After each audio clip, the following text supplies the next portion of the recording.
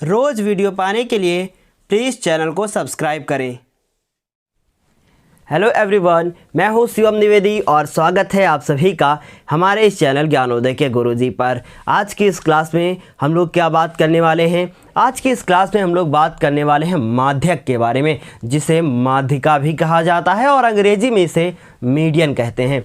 आप लोगों को शायद नहीं पता है कि आपकी एनसीईआरटी बुक से हटकर भी क्वेश्चन आपके एग्ज़ाम में आ सकते हैं। वो क्वेश्चन कौन कौन से टाइप के होंगे, इसी की बात आज हम अपनी इस क्लास में करने वाले हैं। इसलिए वीडियो को अंत तक ज़रूर देखें और हो सके तो कॉपी पेन लेकर बैठें ताकि आप सारे फॉर्मूले नोट भी करते रहें। तो चलिए बिना देर किए हुए क्लास को शुरू करते हैं और 3 टाइप वो कौन कौन से हो सकते हैं इसकी बात करते हैं। पहला टाइप मैं बोर्ड पर लिखने जा रहा हूँ, आप ध्यान दीजिएगा। सबसे पहला कि जब आंकड़े वर्गीकृत ना हो। जब आंकड़े वर्गीकृत ना हो, इसका अर्थ क्या हुआ मैं बताऊंगा। जब आंकड़े वर्गीकृत ना हो, वर्गीकृत ना हो, अगर आंकड़े वर्गीकृत नहीं होंगे तो वो कुछ इस प्रकार से होंगे। जैसे कि पहला क्वेश्चन मैं लिख रहा हूं। पहला क्वेश्चन आप ध्यान दीजिएगा, 3, 2, 1, 3 और 4। अगर आपसे इसका माध्यक पूछा जाए तो आप किस प्रकार से ज्ञात करेंगे? फिर उसके बाद अगर आपसे इसका माध्यक पूछा जाए 4, 2, 3, 2 और 5 और 6, इस तरीके से इसका माध्यक पूछा जाए तो आप क्या करेंगे? मतलब इन दोनों का मीडियन पूछा जाए। मैं आपको पहले छोटे छोटे क्वेश्चन बताऊंगा। नेक्स्ट क्लास में आपको मैं एनसीईआरटी बुक के भी क्वेश्चन करवाऊंगा। आज भी मैं एनसीईआरटी बुक के कुछ क्वेश्चंस को करवाऊंगा।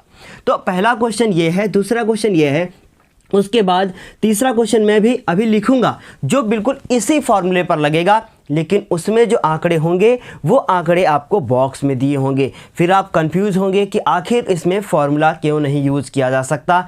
यही बात मैं आज करने वाला हूं। तो सबसे पहले लिखा है जब आंकड़े वर्गीकृत ना हो, तो इसमें भी 2 केस होंगे कि जैसे कि 1, 2, 3, 4, 5। यहाँ पर देखें तो ये जो संख्या है वो हमारी क्या है? विषम है।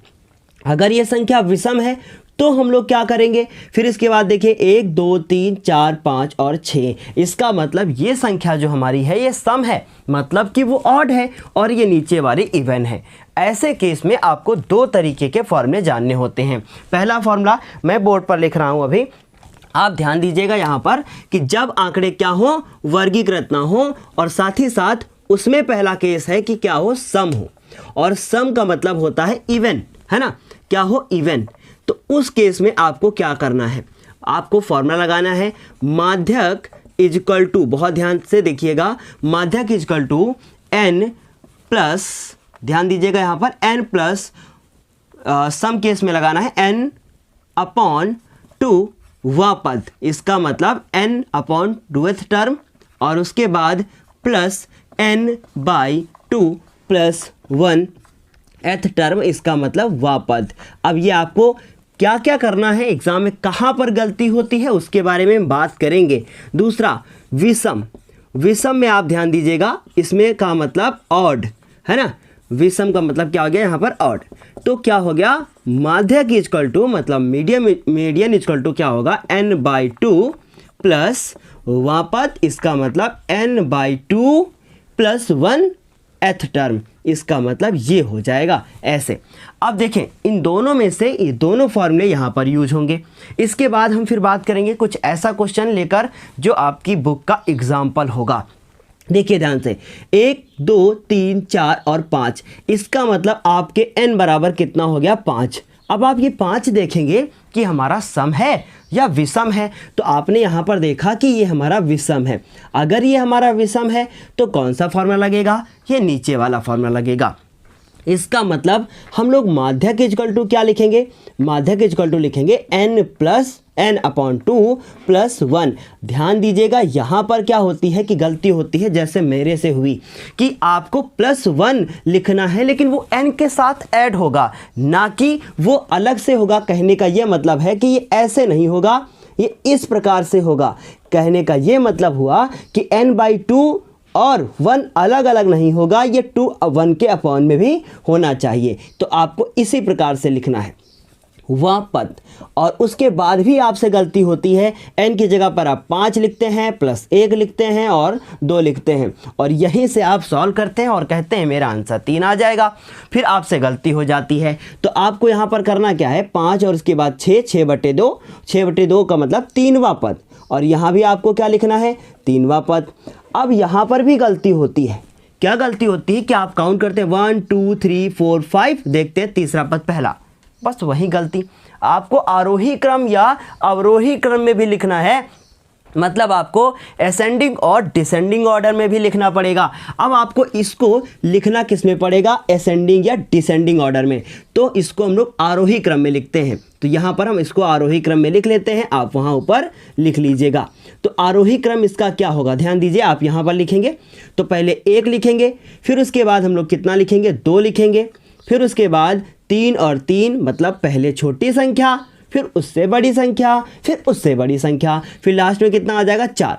अब यहाँ से आपको अगर ज़रा सा भी लगता है कि मेरे से गलती ना हो जाए, हम थोड़ा सा बच के चले, तो आप इसको काउंट कर लीजिएगा, 1 2 3 4 5, 1 2 3 4 5, ऐसे कर लेंगे तो आपसे अगर कोई संख्या छूट गई होगी तो वो आपकी सही हो जाएगी, मतलब आप गलती करने से बच जाएंगे। अब देखिए 3वां पद 1 2 3, इसका मतलब आपका आंसर कितना आ गया, 3 आ गया। अब ये आरोही क्रम आप यहाँ लिख लीजिएगा, इस तरीके से आपका आंसर कितना, 3। अब इसको देखें तो मैं इसमें आरोही क्रम पहले ही लिख लेता हूँ, ये आरोही क्रम पहले ही लिख रहे हैं हम।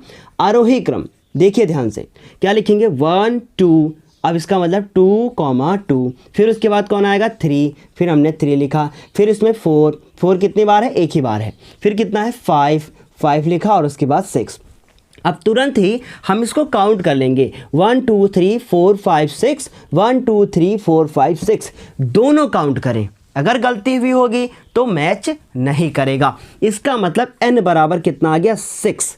अब ये तो सम है या विषम है, ये हमारा n जो है वो क्या है, ये n हमारा सम संख्या है, मतलब ये हमारी इवन नंबर है। अगर ये मेरा इवन नंबर है तो इसका मतलब हम लोग कौन सा फॉर्मूला यूज़ करेंगे, वो पहला वाला फॉर्मूला। क्या होता है फॉर्मूला, लिखते हैं बोर्ड पर, फॉर्मूला होता है n/2th टर्म, n/2th टर्म मतलब n/2वां पद, प्लस n/2 और प्लस, अब यहाँ पर प्लस जो 1 होगा वो अलग होगा, मतलब वो n के साथ जुड़ डायरेक्ट नहीं रहा होगा। उसके बाद n/2 + 1 वह पद। आपको ये फॉर्मूले किसी और तरीके से भी लिखे हुए मिल सकते हैं, इसलिए कभी भी कंफ्यूज ना हो। n की वैल्यू कितना है, 6/2 वह पद लिखना मत भूलें। आप लोग सोचते हैं मैं ना लिखूं, है ना, फिर वहीं पे गलती हो जाती है। उसके बाद वह पद, यहाँ पर ध्यान दें, अपॉन में क्या लिखा है, 2। अब n/2, इसका मतलब ये हुआ कि n/2 का मतलब n/2, 6/2, आंसर आया 3। इसका मतलब 3वां पद, क्या लिखेंगे आप, 3वां पद, प्लस यहाँ देखें 6/2 कितना हुआ, 3, और 3 के बाद 1 जुड़ गया। हमेशा यहाँ पर वही संख्या आएगी जो इसके बाद आती है, इसका मतलब वो 4 आएगी। लेकिन चेक भी कर लीजिए, 2 3 6 और उसके बाद 1 उसमें जोड़ दिया, इसका मतलब ये हो गया हमारा 4वां पद। बटे में कितना लिखोगे, बटे में इसके लिखोगे आप 2। अब आप क्या करते हैं, 3 + 4 7वां पद ना, बस यही गलती होती है। इसलिए आपको क्या करना है, 3 के साथ पहले 4 को जोड़ना नहीं है, अब आपको तीसरा पद इसमें आपको अपना ढूंढना है। और कहाँ ढूंढना है, आरोही क्रम वाले में। तो मैंने देखा कि तीसरा पद मेरा कितना आ गया, 3 आ गया, और चौथा पद कितना आ गया, 4 आ गया। संख्या भी ऐसी मिली कि दोनों मैच कर रही हैं, ऊपर भी मैच कर रही थी, यहाँ भी। तो मतलब 1 2 3, तो हम लोग क्या लिखेंगे, 3वां पद कितना लिखोगे आप, 3। तो हम यहाँ पर लिखते हैं 3वां पद 3 हो गया। चौथा पद कितना है, वो भी 4 ही है। अगर वहाँ पर 6 या 7 या 8 या 9 या 10 लिखा होता तो वो संख्या आप नोट करते। इसकी गलती करना मत कि आप लोग यही नोट करके 7वां पद ढूंढें और 7वां पद इसमें है ही नहीं, ऐसा ना करें, है ना। तो क्या हुआ, 3 + 4, अब यहाँ पे बटे कितना, 2, और 3 में 4 जोड़ दिया, कितना हो गया, 7, और 7/2, आंसर कितना आ जाएगा, 3.5। तो इस प्रकार से हमारा आंसर आ गया। क्या हुआ, अब देखो, अब मैं आपको ट्रिक बताता हूँ। एग्ज़ाम में क्या होता है कि आपको इसी प्रकार से क्वेश्चन मिल जाते हैं। आपने नोट तो कर ही लिया होगा, मैं थोड़ा सा इसे साफ करता हूँ फिर ट्रिक बताता हूँ। देखिए ध्यान से, ये ऐसे लिखा था और उसके बाद फिर ये हमने ऐसे मिटा दिया। अब देखिए ध्यान से, हम आपको ट्रिक बताते हैं। ट्रिक में क्या होगा, सबसे पहले आपको इसको आरोही क्रम में लिखना है। पहला काम होगा 1 2, उसके बाद फिर 3 और उसके बाद फिर 3 और उसके बाद 4। करना ये है कि आपको पीछे से नंबर को जो है काटते हुए आना है। एक को इससे काट दिया, इसको इससे, 2 को इससे काट दिया, बीच में जो बचता है वही आंसर होता है। इस तरीके से आप डायरेक्ट आंसर भी निकाल सकते हैं अगर आपके एग्ज़ाम में बहुविकल्पी क्वेश्चन आता है। लेकिन फिर ध्यान से सुने, ये सिर्फ बहुविकल्पी क्वेश्चनों के लिए होगा और 100% बहुविकल्पी क्वेश्चन ऐसा आता ही है, मतलब MCQ क्वेश्चन आपको इसी प्रकार का एग्ज़ाम में मिल सकता है। फिर अब बात ये होगी कि इस तरीके के क्वेश्चन होंगे तब क्या करेंगे। इसमें तो अगर हम पीछे से काटना शुरू करेंगे तो फिर हमारा बीच में तो 2 संख्याएं बच जाएंगी। इसका मतलब 6 को 2 से काट दिया, फिर 5 को 2 से काट दिया। अब जो बीच में बचते हैं उन्हीं को जोड़ के आप आधा कर दीजिए। क्या कहा मैंने, जो बीच में बचते हैं उन्हीं को जोड़कर आधा कर दीजिए, मतलब 3 + 4/2 कर दीजिए। जो आपका आंसर आ जाए वही आंसर होगा। इस तरीके से आप बड़े से बड़ा जो भी क्वेश्चन चाहें उसका आंसर डायरेक्ट निकाल सकते हैं। अगर आप चाहें कि बड़ी बड़ी सी संख्याएं लिख दी जाएं, जैसे कि 2 3 4 6 7 8, यह संख्या ऐसे लिख दी गई, आपसे पूछा गया कि इसका जो माध्यक होगा वो क्या होगा, तो देखिए 8 से इसको काट दिया, क्योंकि सब आरोही क्रम में लिखा है। इसका भी ध्यान देना कि आरोही क्रम या अवरोही, दो में से एक क्रम लिखा होना चाहिए। 3 को 7 से, बीच में कौन बचता है, 4 और 6, 4 6 जोड़ा 10, 10 का आधा कितना, 5। उत्तर कितना होगा, 5। इस तरीके से आप इसको बहुत आसानी से कर सकते हैं। तो इस तरीके से मैंने आपको ये 2 टाइप के क्वेश्चन बताए। लेकिन इसी में एक और क्वेश्चन है जिसमें आप लोग फंस जाते हैं। वो अगर एग्ज़ाम में क्वेश्चन आएगा तो आप 100% फॉर्मूले का यूज़ करेंगे, जो कि आपको बिल्कुल भी नहीं करना है। उसमें कोई फॉर्मूला नहीं लग सकता है। क्यों नहीं लग सकता है, उसकी बात की जाए तो आपको स्क्रीन पर अभी कोई क्वेश्चन नहीं दिखेगा। पहले मैं एक क्वेश्चन लिखता हूँ, उस क्वेश्चन को आप लोगों को सॉल्व करके बताना है। ध्यान से सुनिए, पहला क्वेश्चन जो आपको अभी स्क्रीन पर बिल्कुल नहीं दिखेगा, है ना। चलो एक क्वेश्चन लिखते हैं और आप लोग ट्राई कीजिएगा, इसका आंसर बताने की कोशिश कीजिएगा।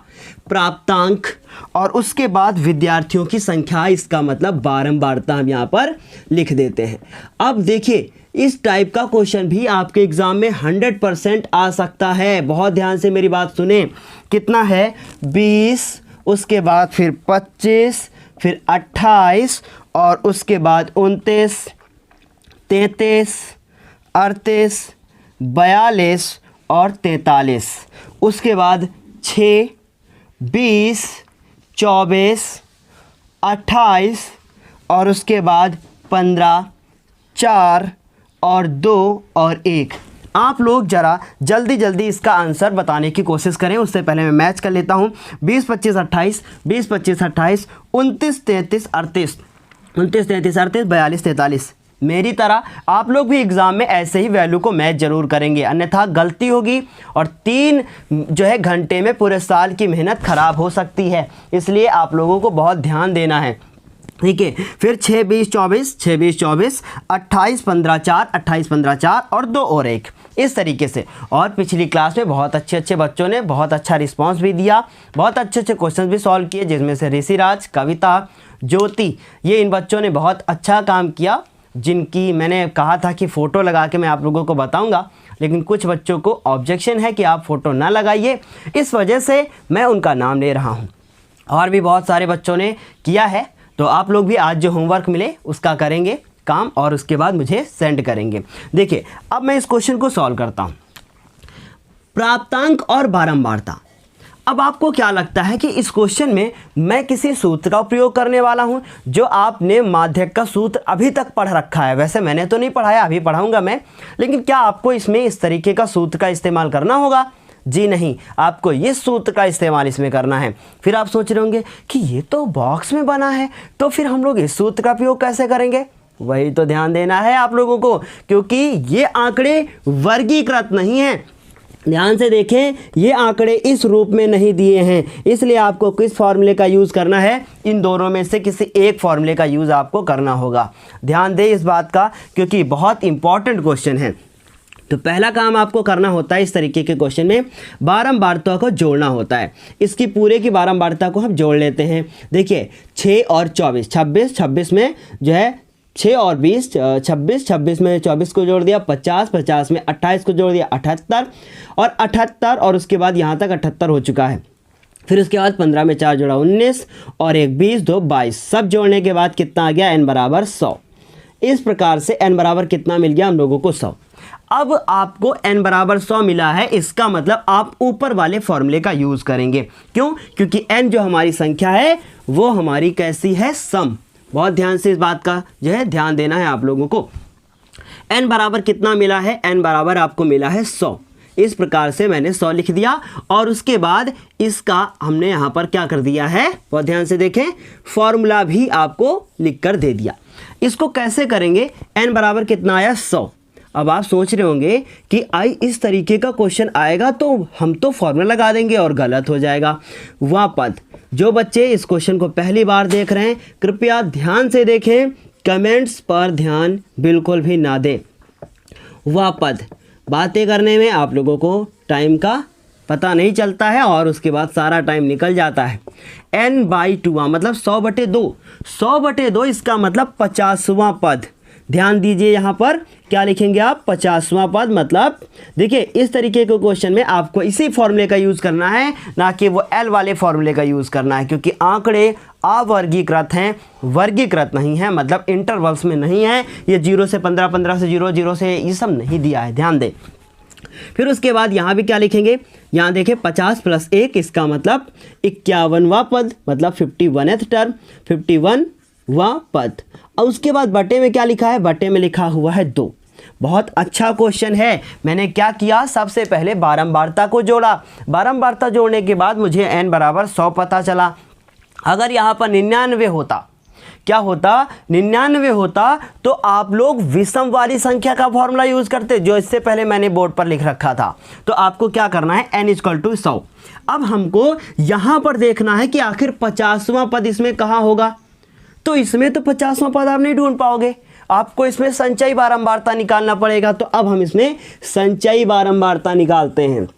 क्या करना पड़ेगा, संचयी बारंबारता कैसे निकाली जाती है, ध्यान दीजिएगा। 6, तो हम लोग यहाँ पर 6 को नोट कर देंगे।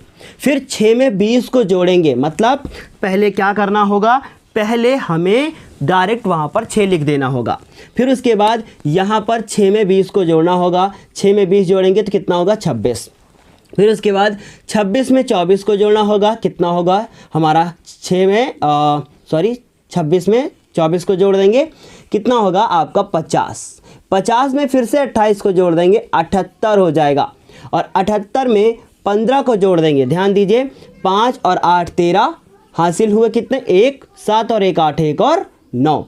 93 में 4 को जोड़ेंगे 97, और 97 में 2 को जोड़ेंगे हो जाएंगे 99, और 99 में 1 को जोड़ेंगे कितना हो जाएगा, 100।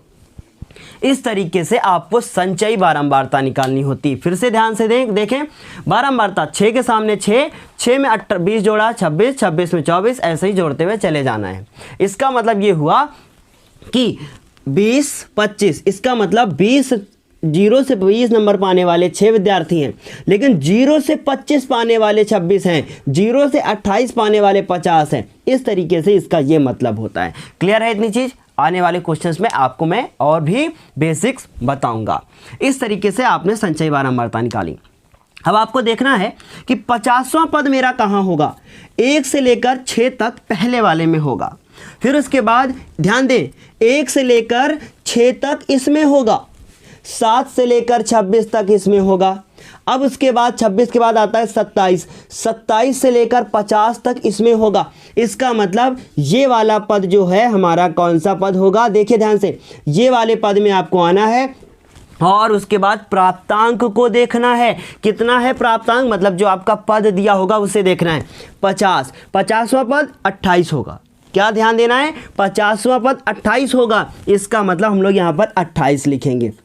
उसके बाद अब रही बात 51वां पद। 51वां पद मतलब हमें इसमें देखना है, अब इसमें आना है क्योंकि हमारा 50 तो वहाँ से ख़त्म, 51वां कहाँ से शुरू, यहाँ से। इसका मतलब 51th टर्म जो होगा वो इसमें आएगा, इसका मतलब ये वाला मेरा 50वां पद होगा और ये वाला मेरा कितना पद होगा, 51वां पद होगा। तो आपको यहाँ पर कितना लिखना है, 28 और प्लस कितना 29 और उसके बाद बटे में 2। कुछ आई बात समझ में? यही सबसे ज़्यादा इम्पॉर्टेंट बात थी इस क्वेश्चन की। अगर आपने यहाँ पर गलती की तो आपको जुर्माना भुगतना पड़ सकता है कि आपके 4-5 नंबर कम हो सकते हैं। अब देखें गलती यहाँ भी होती है, 50 और 51 जोड़ देते हैं, 102 का आधा कर देते हैं और कह देते हैं कि 102 का आधा 101 का आधा कर देंगे, 50.5 मेरा आंसर आएगा, पर ऐसा नहीं होता है ना।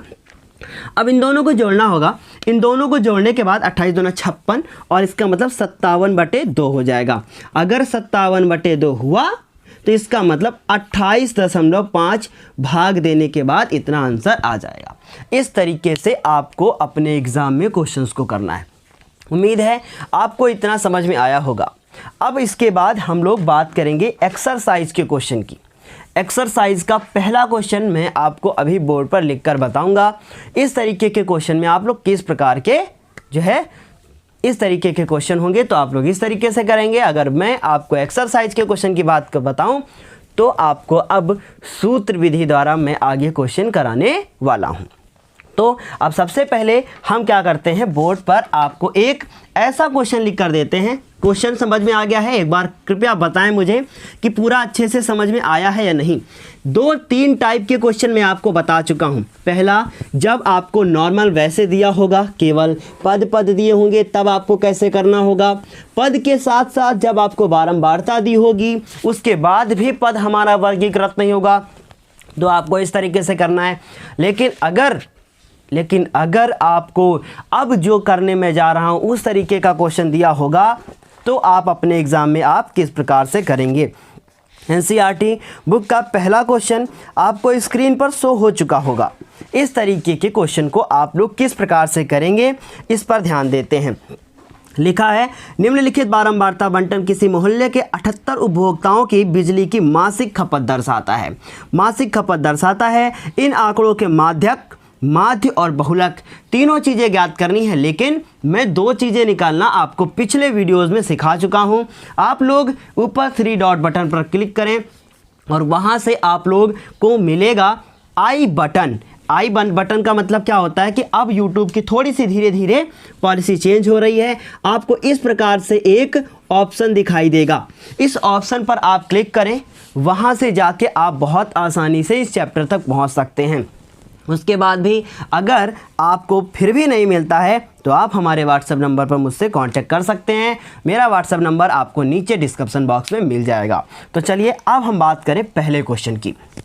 पहला क्वेश्चन इसमें दिया है मासिक खपत, और उस मासिक खपत को हम लोग नोट कर लेते हैं।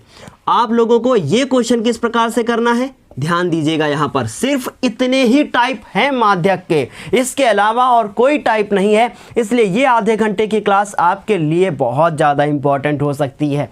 मासिक खपत और उसके बाद उपभोक्ताओं की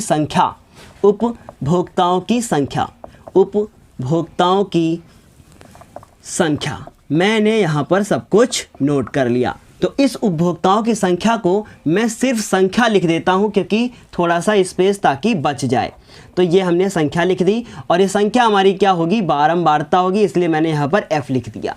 उसके बाद अब ये हम यहाँ पर पूरा क्वेश्चन नोट कर देते हैं। क्या क्या दिया हुआ है, लिखा है 65 से लेकर 85 तक, और उसके बाद 85 से लेकर 105 तक, फिर उसके बाद 105 से लेकर, आपको स्क्रीन पर तो दिख ही रहा होगा, 105 से लेकर 125 तक, 125 से लेकर 145 तक, 145 से लेकर 165, और उसके बाद 165 से लेकर 185, और उसके बाद 185 से लेकर 205 तक। देखिए इसे काउंट करते हैं, 1 2 3 4 5 6 7, और आपको स्क्रीन पर जो दिख रहा है उसमें भी 7 ही होंगे। उपभोक्ताओं की संख्या कितनी है, 4, फिर उसके बाद 5, और उसके बाद फिर 13, फिर 20 और उसके बाद फिर 14 और 8 और 4। इस तरीके से आंकड़े अगर देखें तो ये आंकड़े हमारे वर्गीकृत हैं। इनका पहले हम थोड़ा सा मतलब समझ लेते हैं। मतलब ये है कि मासिक खपत 65 रुपये से 85 रुपये तक जिनके घर में बिल आता है वो है 4 घर। इसी प्रकार अगर कहें तो 125 से लेकर 145 रुपये जिसके यहाँ बिल आता है वो 20 घर हैं। 85 से 105 वाले 5 घर हैं। इसका ये मतलब है। अब इस तरीके के क्वेश्चन में आप लोगों को क्या करना होता है कि इसमें फॉर्मूला लगाना पड़ेगा, क्योंकि ये आंकड़े वर्गीकृत हैं। तो मैं बोर्ड पर फॉर्मूला लिखने जा रहा हूँ, इसे आप नोट कर लीजिएगा। लिखते हैं जब आंकड़े, ये आज का तीसरा फॉर्मूला है, जब आंकड़े वर्गीकृत हों, जब आंकड़े वर्गीकृत हों तब आपको क्या करना है। इससे पहले जो मैंने लिखा था उसमें वर्गीकृत ना हो। जब आंकड़े वर्गीकृत हों इसका मतलब when observation are in interval, इसका ये मतलब है। चलिए देखते हैं क्या लिखोगे आप। फॉर्मूला लिखोगे आप मीडियन इक्वल टू, मतलब माध्यक equal to L plus n/2th term, मतलब n/2, उसके बाद माइनस सी। बुक में आपको यहाँ पर सी की जगह पर आपको CF लिखा हुआ मिलेगा, बट मैं आपको सिर्फ सी बताऊंगा। अपॉन में क्या होगा F और इंटू कितना H, उससे कोई फ़र्क नहीं पड़ता, कोई फ़र्क नहीं पड़ता। ये है फॉर्मूला, क्या है, L प्लस n/2 माइनस सी अपॉन F इंटू H। आपको इतना लिखना है। इसके बाद ध्यान दें, अब इस फॉर्मूले में आखिर L क्या है, n/2 क्या है, माइनस सी क्या है, F क्या है, H क्या है, मैं बोल देता हूँ, आप लोग उसको लिख लीजिए। जो L है वो है हमारे माध्यक वर्ग की निम्न सीमा, माध्यक वर्ग की निम्न सीमा। जो आपका N है वो है बारंबारता का योग, बारंबारता का योग। F क्या है, माध्यक वर्ग की बारंबारता। उसके बाद जो H है वो है वर्गमाप, वर्गमाप मतलब उच्च सीमा माइनस निम्न सीमा। और जो आपका C है वो है माध्यक वर्ग के, ध्यान से लिखिएगा, माध्यक वर्ग के ठीक पहले वर्ग की संचयी बारंबारता। अगर आपका छूट गया है तो अभी मैं क्वेश्चन में फिर से रिपीट करूंगा, आप नोट कर लीजिएगा। अब ध्यान दें यहाँ पर, अब इस क्वेश्चन में मुझे सबसे पहले इसका क्या निकालना पड़ेगा, इसकी हमें संचयी बारंबारता निकालनी पड़ेगी। तो यहाँ पर हम लोग इसकी संचयी बारंबारता निकालते हैं। क्या निकालते हैं, संचयी बारंबारता। अब संचयी बारंबारता जैसे मैंने आपको अभी बताया था वैसे ही निकालना है। और हाँ, यहाँ पर मैं आपको एक छोटी सी ट्रिक भी बताऊँगा जिससे आपका क्वेश्चन गलत ना हो। 4 को 4 नोट कर देंगे, 4 में 5 को जोड़ेंगे 9, 9 में 13 को जोड़ेंगे 22, 22 में 20 को जोड़ेंगे, उसके बाद कितना हो जाएगा 42, 42 में 14 को जोड़ा 56, और 56 में 8 को जोड़ा 64, और उसके बाद 64 में 4 को जोड़ा कितने हो गए 68। इस प्रकार से हमारा ये आंसर कितना है 68। अब आप इन सबको जोड़ लें, इनको जोड़ने पे भी कितना आएगा 68। अगर ये दोनों मैच करते हैं तो आपसे गलती नहीं हुई है, अगर ये दोनों मैच नहीं करते हैं तो आपने कहीं पर गलती कर दी है। अब n की वैल्यू कितनी आ गई 68 मतलब 68। अब n अपॉन आपको 2 करना है, इसका मतलब 68 अपॉन 2 करना है, जो कि आंसर कितना आएगा 34। अब इस 34 को आपको देखना है। अब 34 हमें ढूंढना है कि आखिर मेरा कहाँ पर है। 34 अगर आपने ढूंढ लिया तो मेरा काम हो जाएगा। इसमें मुझे 34 ढूंढना है। तो मैंने आपको बताया 0 से लेकर 4 तक इसमें, 5 से लेकर 9 तक इसमें, 10 से लेकर 22 तक इसमें, और 11 से लेकर 42 तक इसमें हमारे पद छुपे हुए हैं। इसका मतलब 34 किस में होगा, इस वाले में होगा। और 34 अगर इस 42 में छुपा हुआ बैठा है तो ये वाला जो हमारा पद है, ये वाला, ये हमारा कौन सा वर्ग होगा, ये माध्यक वर्ग कहलाएगा। कौन सा वर्ग कहलाएगा, माध्यक। जैसे कि मैंने आपको पिछली क्लास में बताया था कि बहुलक वर्ग होता है, उसी प्रकार ये माध्यक वर्ग होता है। अगर ये माध्यक वर्ग है तो इस माध्यक वर्ग में जो ये वाली वैल्यू होगी ये L होगी, माध्यक वर्ग की निम्न सीमा। उसके बाद माध्यक वर्ग की बारंबारता, इसका मतलब ये F होगा। उसके बाद F हो गया, L हो गया, अब क्या बचा C। माध्यक वर्ग के ठीक पहले वाले वर्ग की संचयी बारंबारता। तो माध्यक वर्ग इसके ठीक पहले, इसका मतलब ये हमारी सी हो गई 22। अब रही बात h की, तो h क्या होता है, इन दोनों को घटाने के बाद जो मिलता है, मतलब कि h बराबर 20। ध्यान से सुने, h बराबर कितना 20, कैसे निकला, 145 में 125 को घटाया। एक एक छोटी छोटी बात को आपको ध्यान में रखना है। इसका मतलब माध्यक L बराबर कितना, 125 निकाला मैंने, n/2, तो मैं यहाँ पे n/2 कर चुका हूँ, 68/2 आया है, 34 है, पर आप लोगों से गलती ना हो इसलिए हम यहाँ पर 68/2 लिखते हैं। इसका मतलब यहाँ पे लिखते हैं 68/2 माइनस c की वैल्यू कितनी है, c की वैल्यू है 22, और अपॉन में कितना लिखा, f कितना है 20, और h कितना है, इसमें से इसको घटाने के बाद मिलेगा। इसका मतलब 125 और प्लस इन दोनों को डिवाइड किया, 34 माइनस 22 और उसके बाद 20 मल्टीप्लाइड बाई 20। अब देखिए तो 20 से 20 कट रहा है, अगर ये कैंसिल होता तो क्या करते जी नहीं, गलत हो जाता क्योंकि बीच में प्लस है। इस तरीके से 125, इसमें से इसको घटाया, कितने हुए 12, जोड़ दिया, कितना आया 137। इस प्रकार से आपको क्वेश्चन करने हैं। तो आपको शायद अब पता चल चुका होगा कि जब फॉर्मूले वाले क्वेश्चन होंगे तो हम लोग किस प्रकार से करेंगे। इस प्रकार से क्वेश्चन आपको करने हैं। तो ऐसे ही बहुत सारे क्वेश्चन हैं, जितने क्वेश्चन आप लोग ट्राई कर सकें बहुत अच्छी बात है। नेक्स्ट क्लास में मिलते हैं एक्सरसाइज 14.3 के साथ, 14.3 के साथ, और ये 14.3 का आपका पहला क्वेश्चन था जो कि मैंने आज आपको पूरे माध्यिका को डिफाइन करने में बता दिया। अब नेक्स्ट क्लास में हम लोग 14.3 के क्वेश्चन नंबर 2 से लेकर जितने भी क्वेश्चन आगे तक दिए हुए हैं उन सारे क्वेश्चंस को करने वाले हैं। तो चलिए अब क्लास को करेंगे समाप्त, और आप लोगों से एक निवेदन है कि अभी तक आपने अगर वीडियो को लाइक नहीं किया है तो प्लीज़ वीडियो को लाइक कीजिएगा, चैनल पे नए हैं तो चैनल को सब्सक्राइब कीजिएगा। चलिए धन्यवाद। और हाँ, सबसे इम्पॉर्टेंट बात कि अब पढ़ाई शुरू कर दीजिए। डेली क्लास में आप लोगों को अब देने वाला हूँ, इसलिए अब आप लोग लगातार जुड़े रहें हमारे साथ और पढ़ाई करना आप लोग स्टार्ट कर दीजिए अगर अभी तक आपने स्टार्ट नहीं की है। चलिए धन्यवाद।